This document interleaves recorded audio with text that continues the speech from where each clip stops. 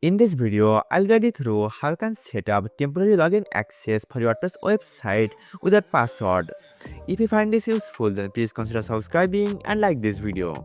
At the beginning, you have to log into WordPress admin and hover a mouse on plugins and click Add Plugin. Now you have to search for temporary login without password. Once you found this plugin, then click on Install Now button. Once the install process is finished, then click on Activate. Once you finish the activation process, then hover a mouse on User and click on Temporary Logins. Now click on Create New and type the email address. Now type first and last name and set the role. You can set subscriber, contributor, author, editor and admin role.